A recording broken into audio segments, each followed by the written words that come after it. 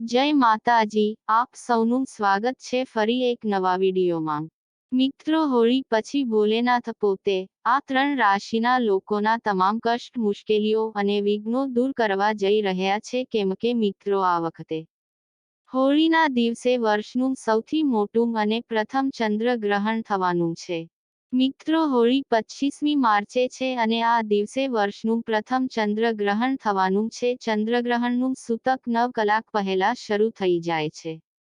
ગ્રહણના સૂતકની શરૂઆતથી અંત સુધી પૂજા સહિતની ઘણી પ્રવૃત્તિઓ પર પ્રતિબંધ છે, જ્યારે સૂતકાળ ચંદ્રગ્રહણના 9 કલાક પહેલા લાગુ કરવામાં આવે છે। આ સ્થિતિમાં લોકોમાં મૂંઝવણ છે કે શું આ ગ્રહથી રંગોના તહેવાર હોળીમાં કોઈ ખલેલ પડશે? સૂતક લાગુ પડે તો હોળી દહન કરવું જોઈએ કે કેમ? શું ગ્રહણ દરમિયાન લોકો રંગોથી હોળી રમી શકે કે નહીં રમી શકે? તો મિત્રો, આપણે આજના વિડીયોમાં આ વિશે આપણે જાણીશું, અને તે પણ આપણે જાણીશું કે ચંદ્રગ્રહણ દરમિયાન ભૂલથી પણ કયા કામ છે જે ના કરવા જોઈએ, અને મિત્રો, ચંદ્રગ્રહણ વખતે કઈ 5 મિનિટની વસ્તુ છે જેનો ઉપાય જો તમે કરી લો છો તો તમારું ભાગ્ય તમને સાથ આપશે, અને જો તમે આમ કરશો તો તમારું નસીબ તમારા પક્ષે રહેશે, તેમજ તમારા બધા જ પ્રકારના કષ્ટો, મુશ્કેલીઓ દૂર થશે। તમને તમારા કાર્યક્ષેત્રે મહાદેવની કૃપાથી સંપૂર્ણ ફળની પ્રાપ્તિ થશે। જો મિત્રો, આ સમય દરમિયાન તમારે એક વાતનું ખાસ ધ્યાન રાખવું કે જો તમે ચંદ્રગ્રહણ દરમિયાન થોડીક સાવધાની નહીં રાખો તો તમારા જીવનમાં માત્ર પરેશાનીઓ જ નહીં રહે, બલકે તમારું દુર્ભાગ્ય તમારા પર હાવી થાય છે, અને તમે જે પણ કામ શરૂ કરો છો તેમાં તમને હંમેશા પરેશાનીઓનો સામનો કરવો પડી શકે છે। પરંતુ બીજી તરફ ચંદ્રગ્રહણ દરમિયાન કરવામાં આવેલા ઉપાયો પણ ક્યારેય વ્યર્થ જતા નથી, કારણ કે અહીં તમને ચંદ્રદેવના આશીર્વાદ મળે છે, તમને ભગવાન ભોલેનાથના આશીર્વાદ મળે છે, અને તમારી જાણકારી માટે આ સોમવારના રોજ ચંદ્રગ્રહણ થવાનો સમય છે। સોમવાર ભગવાન ભોલેનાથને સમર્પિત છે।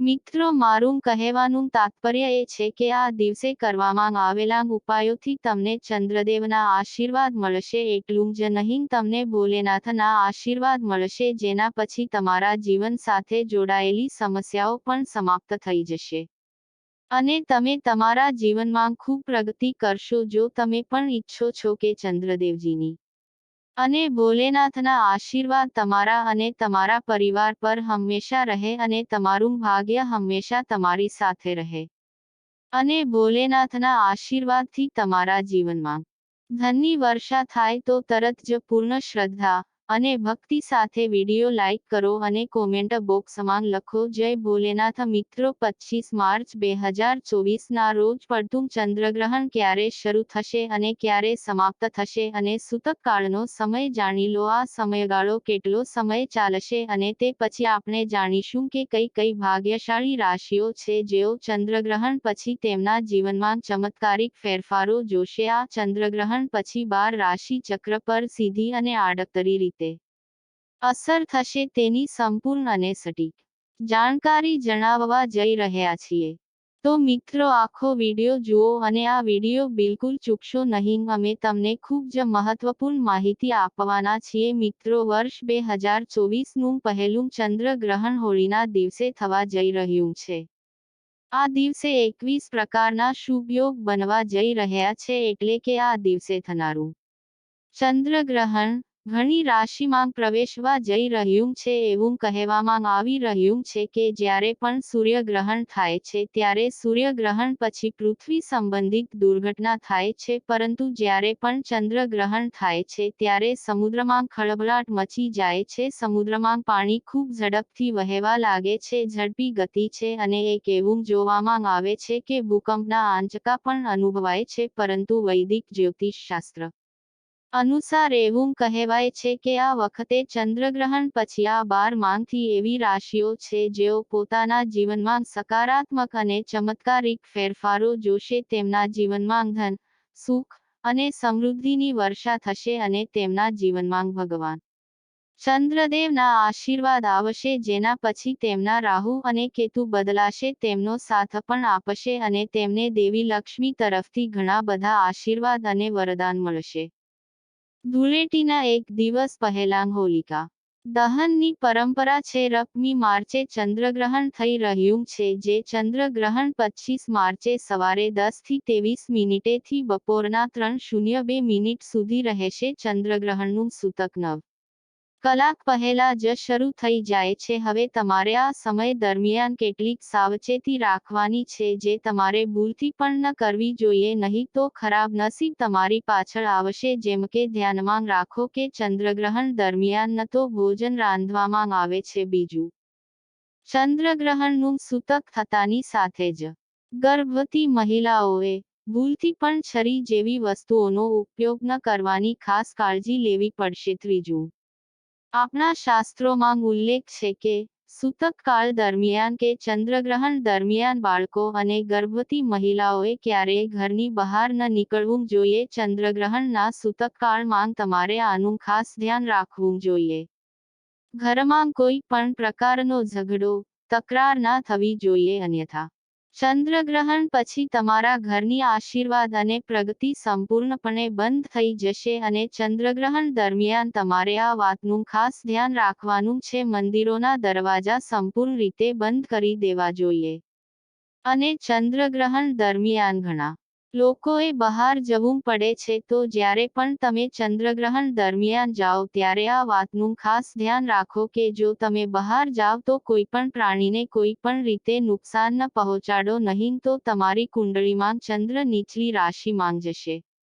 તેના પછી તમારું જે પણ અશુભ ભાગ્ય હશે તે તમારી પાછળ આવશે. અત્યાર સુધી અમે તમને કહ્યું છે કે કઈ કઈ ભૂલો છે જે ચંદ્રગ્રહણ દરમિયાન ન કરવી જોઈએ. હવે અમે તમને જણાવીશું કે કઈ ભાગ્યશાળી રાશિઓ છે જેનું જીવન ચંદ્રગ્રહણ બદલાઈ જશે.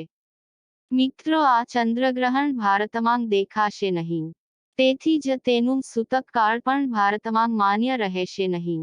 પરંતુ ચંદ્રગ્રહણનો બધી જ 12 રાશિ ઉપર પ્રભાવ ચોક્કસ પડશે. અને ભોલેનાથ આ 3 રાશિના જાતકો ઉપર ખૂબ જ પ્રસન્ન થઈ ગયા છે, જેના કારણે હવે આ 3 રાશિના લોકોના જીવનમાં અપાર ખુશીઓ આવવાની છે. હોળી પછી આ 3 રાશિના લોકોનું જીવન બદલાઈ જશે. મિત્રો, આ ચંદ્રગ્રહણ દરમિયાન ઘણી બધી ઘટનાઓ પણ બનશે. બીજી તરફ સૂર્ય, રાહુ અને ચંદ્રનો સંયોગ થશે.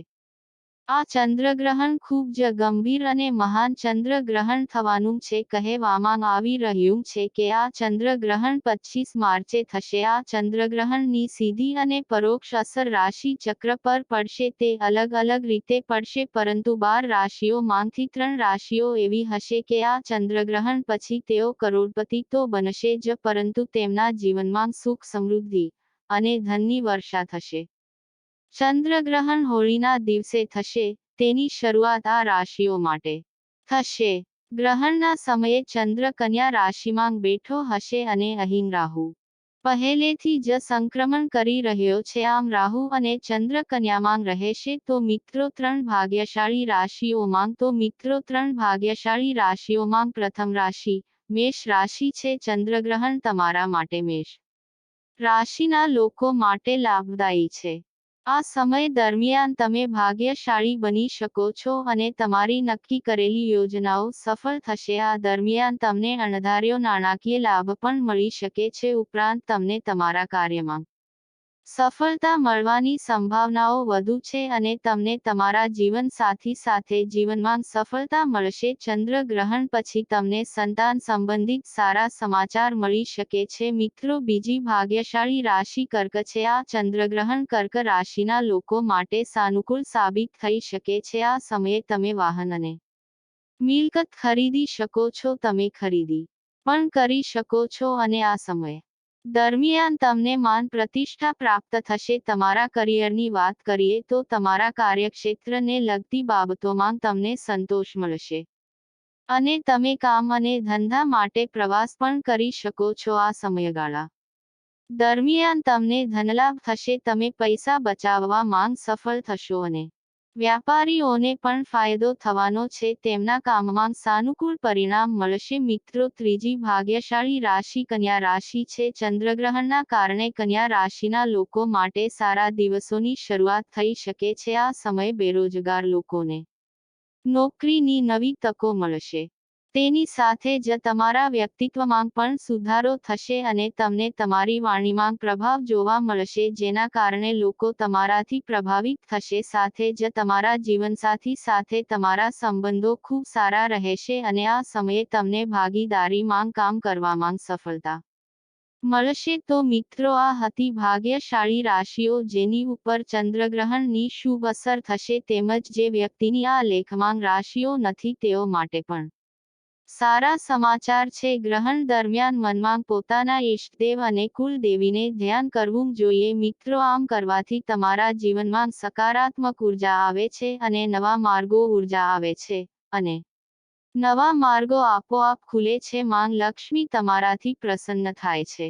તો મિત્રો, માહિતી પસંદ આવી હોય તો વિડીયોને લાઈક કરો, શેર કરો અને ચેનલને સબસ્ક્રાઇબ જરૂરથી કરજો. કોમેન્ટ બોક્સમાં જય માં લક્ષ્મી જરૂરથી લખજો. જય શ્રી કૃષ્ણ.